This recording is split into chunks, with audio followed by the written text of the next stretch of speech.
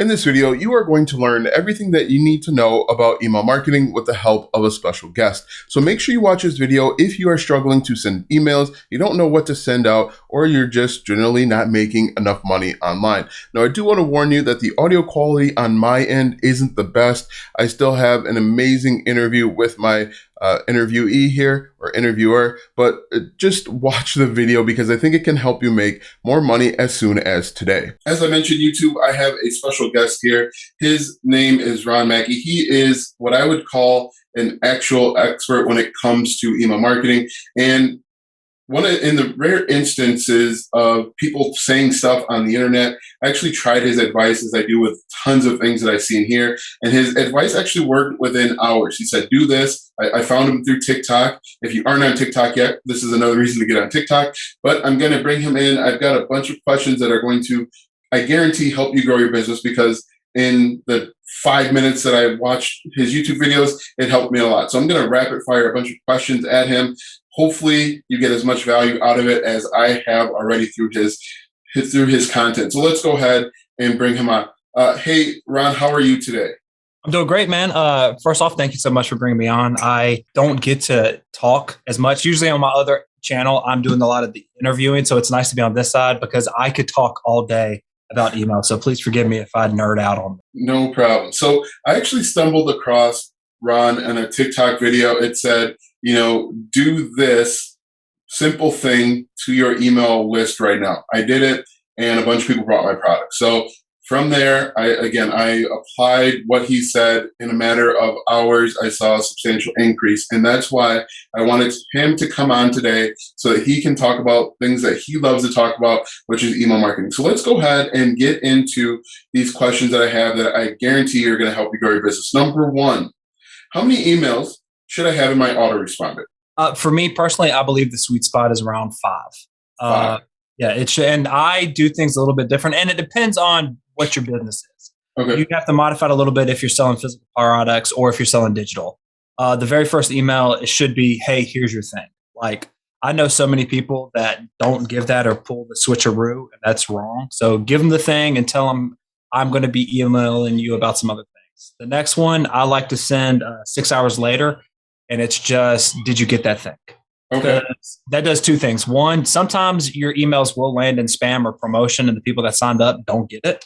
Mm-hmm. But also, if they reply back, that helps your deliverability, because the Google, Yahoo's, whatever you use, Hotmails, AOL, I've had people actually use AOL. It's like, you're still using that? That's impressive.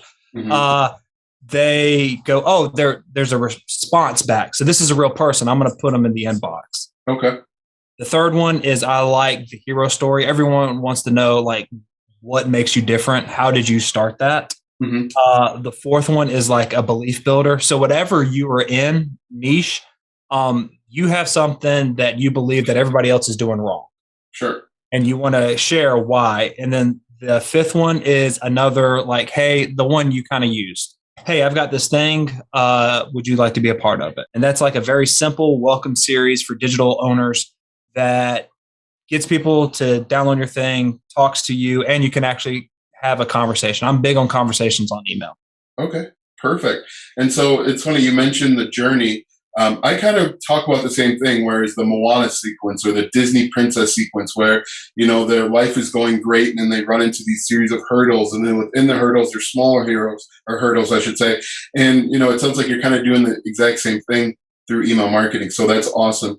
I think that, as you mentioned, it helps you come off as a real person and not this mega corporation that's just saying, give me your money. So I think that's really cool. And that's something definitely I want to apply into my business.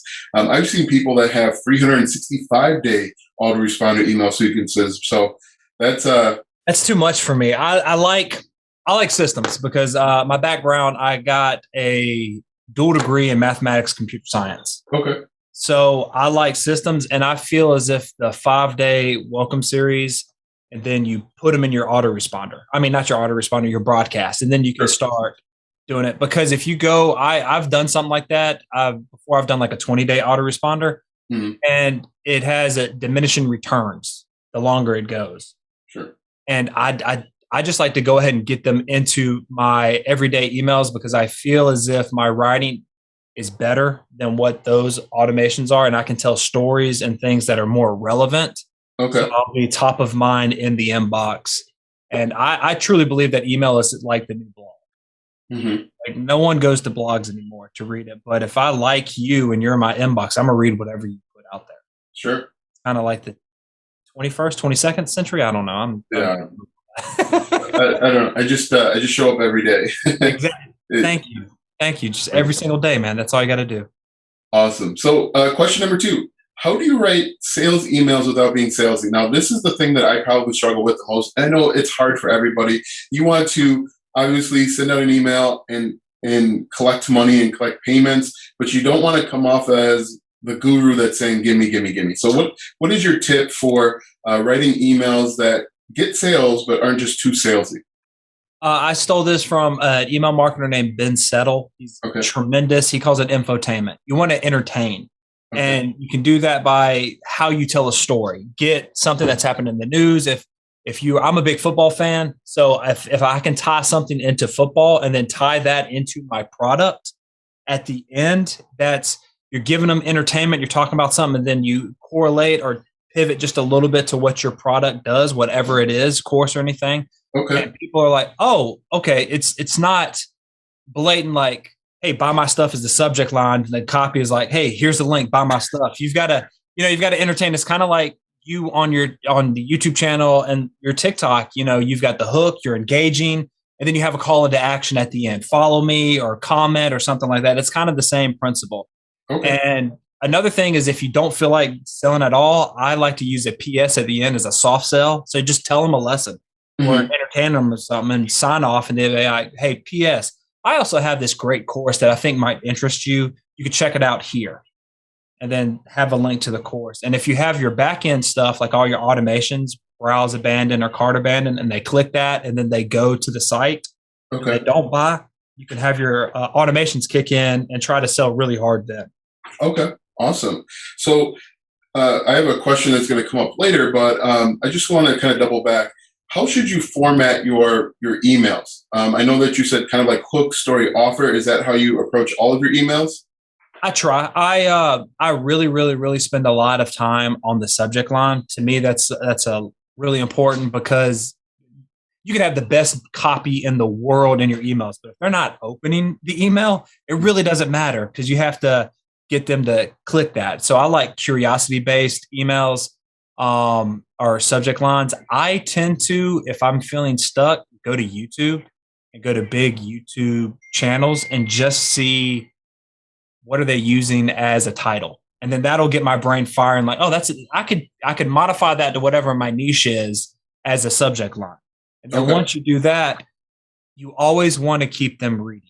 So I believe that if you want to be a very good email writer or just a copywriter in general, you should read a lot Hmm. just so you can, it's in there. I know this is woo woo, but you have a bunch of stuff in your head so you can pull stories out and tell stories and then give them a call to action. And another thing I see a lot of people mess up before I work with them, a lot of my clients, is they have multiple call to actions, different things.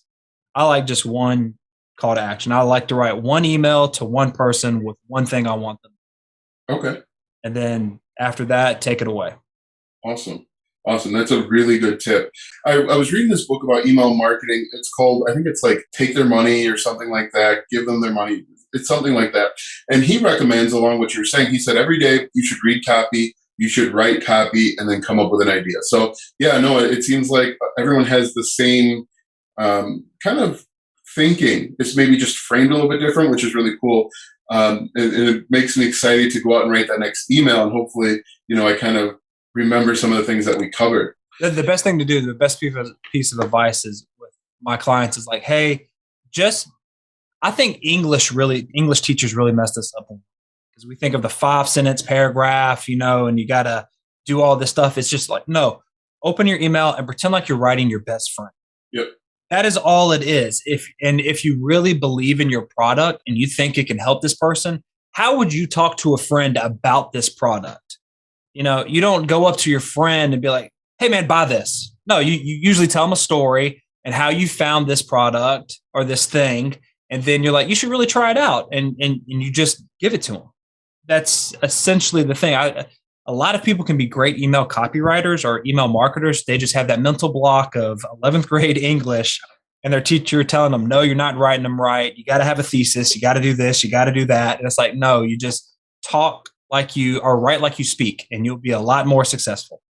Yeah, you're giving me flashbacks. You got to write in third person or first person, whatever that is. And we never wrote in second person. Why are there three people and we only write to two of them? Yeah. So that's funny. How long should emails be in general? Now, I know it's going to vary a little bit, but in your suggestion and your idea, how many words would you say is a good email? Anywhere between 300 to 500. Okay. They don't have to be super long, like sales lettery type that you're scrolling forever. Mm-hmm. 300 to 500 words, and that's it. Like, as long as you get, I know this is cliche, but as long as you're getting your point across and you're telling the story, Mm-hmm. that's all that needs to be done. I've written some that have been 9 words, like you've tried, Yep. that have been very successful. I've done some that are close on to 1,000 words. It's just getting in the flow, knowing what you want to write before you get into it. Yep. That's something that I help my clients with. You got to campaign each month. Before a lot of people I work with, they're just like, oh crap, I need to send an email. What am I going to write about? I have no idea. And then either they have templates from other people they found online, they just copy and paste, Mm-hmm. and it's not their voice at all. And you're like, I feel icky with this because this isn't me at all, but I know I have to send out an email. Yep. Or they're just, hey, here's a really half-assed subject line, and here's a link to my product, and go. And that both of those ends are really hurting your relationship with your list. And to do better with that, you just have to sit down and plan, and then you can go ahead and go. Because like I said, you know how to talk to your best friend, and you got to look at your email list like it's your best friend. Yeah, that's a really good point. And that, you know what? I actually fall into that trap every day where I sit down and say, oh crap, I got to send out an email. And now I'm looking at this blank page and I'm getting not stressed out, but I'm just kind of getting like, okay, well, what do I say today? What did I say yesterday? How do I not keep saying the same thing over and over again? What is your best tip for campaigning or planning out an effective email sequence? Are you planning out a month and ahead? Are you just doing like 10 days? Give me some tips there. So if you want to go big, like what I like to do is a month. Sit down. So usually the second, so right now, let's say it's July 15th, recording this. Tomorrow on that Saturday, I'm going to sit down and I'm going to plan out all of August. I'll bring out August's thing. And then I'm looking at it like, okay, what are the big things I want to do? I have a big promotion coming up. Is someone I'm working with doing a big launch and I'm an affiliate of it? Okay, when is that? And I like to put in the big rocks. Okay. And after that, I like to have certain things like, okay, week 1, I usually promote a low ticket offer, either mine or someone else's. Mm-hmm. Week 2, let's say that's when the affiliate stuff's going out. So I'll be like, okay, I got that filled out. Week 3 is like, okay, this is when I kind of want my big ticket stuff, whatever that is. I'm just going to go ahead and sit that out. So that would be week 3. And then week 4, I either call that freebies type stuff, or I'm not really going to push anything, and all my selling is going to be in the PS at the bottom. Okay. That's kind of how I think about it. If you just want to step back and just do it as a week, like every Saturday, go into the next week, ask the question, what do I want to promote this week? I'm a big believer of promoting something the entire week instead of sending out multiple emails throughout the week and just promoting different things, because I feel like there's no continuity with the emails or anything like that. Creates a bit of confusion. Yeah, that's how I tell my clients what to do and my students and everything like that, the overview. Okay. That's actually a really good idea. And I like that. That's something I'm going to implement as well, that 4-week strategy. While I'm thinking about it, what's your website and how can people get in contact with you if they want to reach out to you for your services? The emailcoach.co. Okay. And I'll put that down below so people can see that. Because I'm gonna reach out to you as well to get some tips, get better at writing some email. Heck yeah, man! I love it. I love this stuff. And I like talking about helping people make money and making money online, but I have a huge blind spot when it comes to email marketing, and that's something that I've really tried to spend time and money to focus on because I know it's such a huge part of a successful business. So I will definitely be reaching out to you, but I have a few more questions for you. And let me see if I can just scroll through real quick. Oh, I really liked your tip from a few days ago on naming your lead magnet the same as your core offer.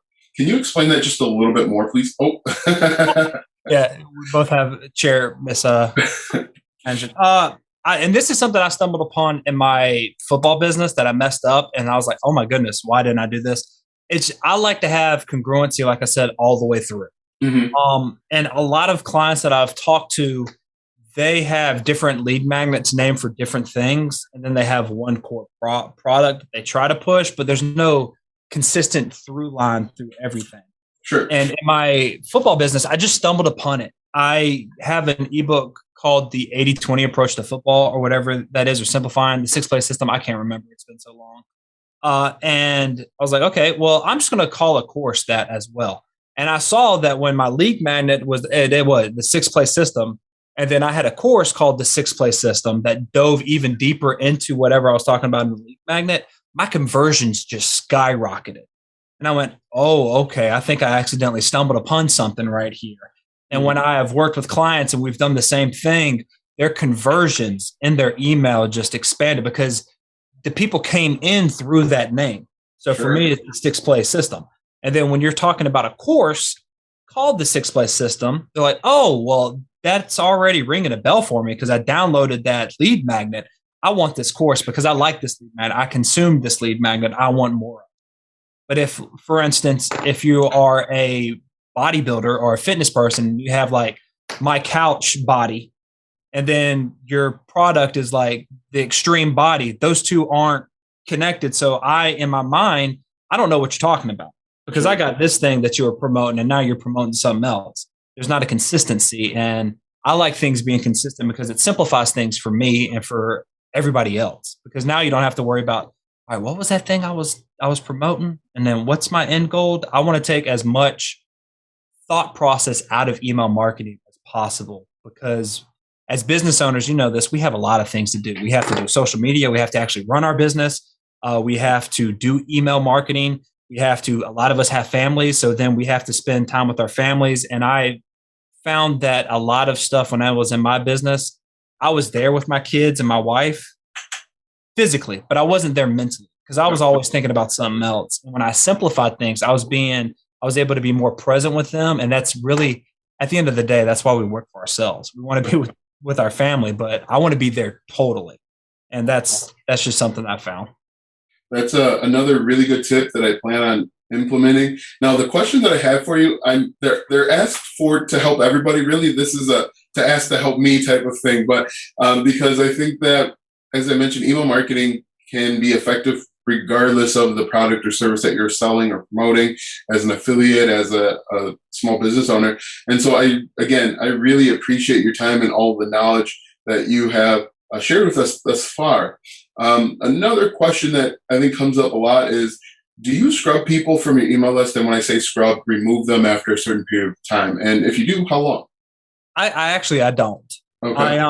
And I know you should. A lot of people talk about that's proper list hygiene. hmm I learned from my mentor, Ross O'Loughlin, that 85% of the people on your list, if they're going to buy from you, buy later on after like 3 months or more.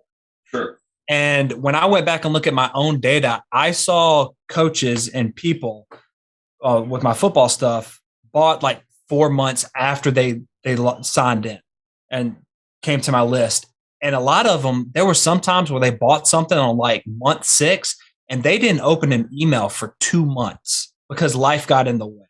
Yeah. So what I'd like to do is I like to keep them, and then every 2 or 3 months, just send an email to the people that haven't opened anything or haven't clicked anything and just try to re-engage them. If you're getting up there in like the hundreds of thousands, then yes, you should do that just because of deliverability standpoint. And also it affects your bottom line because a lot of these email service providers, they charge you based on the size of your list. And if you have a lot of dead stuff, yes, get rid of them. I just don't want to do that because at the end of the day, okay, take for instance, you want a new phone, right? You got a new phone, you got an old phone, you want a new phone, but you really don't think about it. Then all of a sudden something happens. Maybe you see an Apple commercial or you see someone out on the street with a new phone. You're like, oh yeah, I want a new phone now. And then you just go and just buy that phone. I kind of think of email marketing in the same way. I want to be in the top of their inbox with everybody, but they may not click on it. And then maybe just for some reason, they see one of our emails, they see the subject line, they click and be like, you know what? Yeah, I do want that because I've seen it a couple of times. And then they just purchase that. A lot of people get in the habit of they're trying to get those first 14 days to buy something. Then after that, it's like, piss off. I don't care about you anymore. Sure. Bye-bye. And it's like, no, you don't. How would you like it if you went into a store and then all of a sudden they're like, bye, bye, bye. Oh, no, you're not buying. Get out of here. And they just disregard you. You get pissed off and you go somewhere else whenever you want to buy something. Mm-hmm. I want the store, which I think of as the email list, to be opening, friendly, and hey, can I help you? No, that's cool. You're browsing. Hey, I don't care. That's fine. Just stay in my store because I know eventually I'm going to get you somehow and you're going to get my product and I'm going to change your life and you're going to tell people. And then that's how I grow my influence. Awesome. And it's funny, the same thing happened to me later last month. I had this guy and I do an onboarding coaching call and we're talking and he says, hey, do I really need to do email marketing? And I said, you're missing 90% of your potential buyers just by not collecting emails. And I said, how long have we been working? How long have I been sending you emails? He looked at his email inbox and he had emails from me from 2 years ago, from 2020. It was so funny. And we wound up partnering and working together. But moral of the story is I should probably do more, but I've never scrubbed and deleted people just for the very reason that for me personally, I worked hard to get them. If they didn't want to be on my email list, they would unsubscribe. And my list isn't so crazy big where I'm paying that much money for the list. But you just never know when someone's going to come back to you and say, hey, I'm really ready to get going now. But yeah, I agree 100% with that. What is your number one tip to increase your open rates? For the open rates is just, it's a good subject line. And I like to put myself in my list shoes and be like, would I open this? It's kind of like how I started my old YouTube channel is I would make a football video and I would just go, okay, if I am going to find this video, what would I put in the search bar? So I try to take that same approach in email. Like, what would I do to have me click this email and open? And there's formulas like you can do 3 ways to XYZ or don't do this in whatever niche market you're in. Yeah. And I tell people, if you really want to get good at subject lines, look at the top YouTubers. They've done such a great job on titling it that it just, with the curiosity and stuff, that you go, oh, I really want to open this. And then once you do that, it's your job then to write the email and everything like that. But you've got to get them open. And then also an easier way to do it as well is one, land in the inbox. If you're landing in spam or the promotion tab, you can have the greatest headline subject line in the world, and it doesn't matter because no one's going to see it. Mm-hmm. So you have to work on that. And then 2, emailing every day. Because if you email just once a month, it doesn't matter. You're competing for the inbox. But if you do it every single day, and your main focus is how can I get 1% better every single day with those, eventually they're going to click and they're going to be like, oh, I love this. Why haven't I done it before? And you want to try to create a list where they make your own little label in Gmail so that they drag your stuff in there and be like, I want to read him every single day. He's a must read. Yeah. Yes. I also liked your tip from TikTok, easy for me to say, about changing the name of the from. Yeah, that was kind of interesting, and I saw people had success with that too. That's something I'm going to try later. But can you talk a little bit more about that one? Yeah, I learned that from another mentor. Like I said, I fell into email marketing, and I was like, oh, and I consumed everything. Like I was like, do you want to watch a movie? I'm like, shut up, baby, I love you, but I gotta do email. I just love it. What you do is you change the from name to whatever it is. So, for example, let's say your niche is finance. Change the from name to be like your wallet. And then the cool trick, and this is not what I said on TikTok, but you're getting it. Write the email from the perspective of the wallet. Okay. And there's that relationship right there. And you can do the same thing like if you're fitness, hey, your chest. Mm-hmm. Because let's say you're selling a chest program or whatever. Write the email from the perspective of your chest.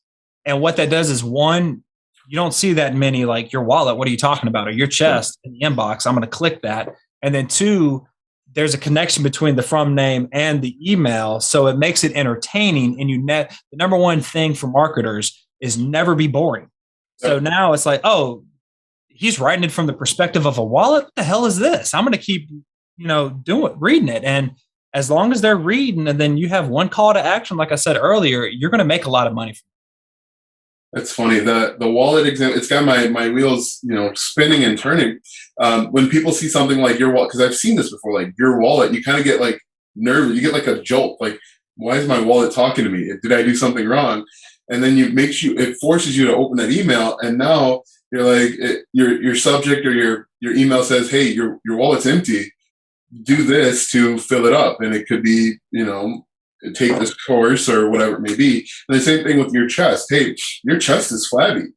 Sitting around on the couch and eating Lay's potato chips has made your chest, which was once sculpted, into, man boobs or whatever it may be. Click here to get your chest back. That's a really good tip, and I really like that. And you know what? You just wrote an email off the cuff right there, just doing that. And that's the great thing about being creative. Like, what I've learned from being in this for the past 6 or 7 years is there's no rules. Mm-hmm. Like, it's whatever you want to do. And that's the great thing about having your own email list. You can experiment, see what works and what doesn't. And that's just what I love about it. No, and, I think that's one of the great things about being a creator in general. When you start thinking, when you have this shift from content consumer to content creator, you just kind of, things fall into your lap. Ideas just happen, and when ideas happen, money also follows. And so, one of the things I try and talk about a lot is to shift your mindset from consuming content, because consumers spend money and creators make the money. And, you can pinpoint all throughout history, the people that create make the money, and the people that consume spend it. And so if you can shift your thinking from consumer to creator, there's tons of money out there for everyone. So no, these tips are amazing, and I can't wait to apply a few of them. A lot of these questions, believe it or not, have been answered already. I'm going to circle back and ask this one again, because I think this one's really important. How are broadcast emails and autoresponder emails different with regards to the way that you write them? Okay, so first, for people that don't know, autoresponders is they sign up for something and they get this set of emails, whatever it is you write out. So if it's an abandoned cart or welcome series, anything like that, you've already pre-planned those. Yep. And I like to, depending on what the automation is I like to craft the emails differently. So for the welcome, we've already gone over it. Mm-hmm. Like an abandoned cart, I like to, usually you have objections for people that don't want the product. So one, if they didn't get the product, it's probably because their kid came in and they got scatterbrained. You and I both know how that is. We're about to do something, and then all of a sudden our kids want something. We're like, crap, we do it. And then we come back like, what were we doing? So for that, you send out an email like, hey, did you forget this? After that, if they don't get it afterwards, then they have some kind of objection. And it's your goal as the business owner to overcome those objections. Is it a price issue? Tell them why price is not a factor. Is it because they're not going to use it? If it's not a price issue and it's something else, then you have to overcome. Usually it's the objections are price, time, or will I use that? So in the autoresponder for that, you have to overcome that. For the broadcast, that's just, for me, it's just the daily blog. Like, what am I going to write about? What's happened in the news that I could tie it into my product? What happened in my life? What did I see something? Did I watch a movie or a TV show or something? The broadcasts are trying to build a relationship. Okay. And you do that by just talking about your life, telling stories and things like that. So that is how I try to think and distinguish. Let's see if I have, like I said, we've gone over so much information, and you've directly and indirectly answered a lot of my questions. Let me just real quick make sure that I don't have any more questions that could help someone make even more money as soon as today. We know how to contact you. Do you mind sharing the type of services that you offer or provide? Yeah, anything automation wise, if you need a welcome series, if you need a cart abandoned, if you need a browse abandoned, I do those one-offs. I have coaching that I'll help you create your own email game plan for your business that's specific. I have found that a lot of people it's like template, and here's this, and then you have to figure it out on your own. Hmm. Coming up, I never liked that because my business is different from your business is different from another person's business. So it's a personalized approach. And then for other companies, I do retainer. Like every month, I sit down with you. We come out with the game plan, and then I write the emails for you, send it out. I make sure that it's being delivered in the inbox, and you're making sales. And what do we need to tweak, A/B style. So those are kind of the things that I work with clients on a base to base case. Okay, awesome. And again, I'm going to put a link to your website down below. Definitely check them out if you are struggling with email marketing. I know that I struggle with it. I think struggle is kind of a strong word. I think that I acknowledge that it's not my strong point, and I think it just kind of takes emphasis. You want to make sure that you're concentrating on it. One of the problems that I had, and I think it's kind of leading to my issues with email marketing, is simply with finding templates online, like you mentioned. The problem with that is A, you become kind of lazy and dependent on these templates, and B, you're one of a million people that have these templates, and you're creating cookie cutter content, and that's contributing to it going into your spam folder, because you've got the exact same format, the exact same layout, and Google is saying, hey, I saw this exact same email 3,467 times before. This is junk. And so, yeah, no, if you can craft an email that is personalized and it talks about your business, it'll help separate you from everybody else that's writing that exact same email. And I think ultimately it'll make you more money. One of the last questions that I have is, according to some of the big names out there like Russell Brunson, he says that you should be making at least $1 for every person that is on your email list. Are you seeing the same thing, or what are your thoughts on that? I do see that. If you do email right, you should be making more than Mhm. that. I am not smart enough. I mean, not a figure company. He's unbelievable. Yep. I don't know how you do that math. Sure. Everybody says that, Yeah. but then they don't show the math to prove how you do that. I have found that some people make a way more than that from their email list. Other people make way less than that. It depends on the type of emails you send out, the type of products that you sell. Like if I sell a $10,000 course or something like that, and I have 20 people on my list, but I'm selling one every single month, I'm Yeah. making a lot more. Or Yeah. if all I have are just like an ebook that's $4.95 and I'm not selling that much, I'm gonna be making less. I think the best thing is, are you having a relationship with your list? Like, is it engaging? Are you getting a lot of opens, a lot of click throughs?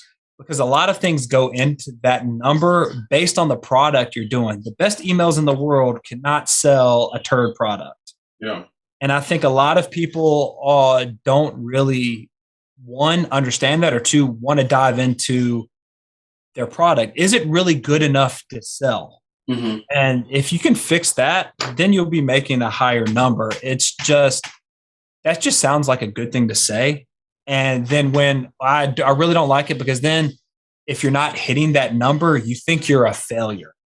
And then you won't do any more emails because you're like, what's the point? I'm not even hitting $1 per subscriber. And it's that mentality that doesn't get people into writing. I love writing emails. I think emails actually during this recession or whatever is what's going to separate the businesses that do really well from the businesses that don't.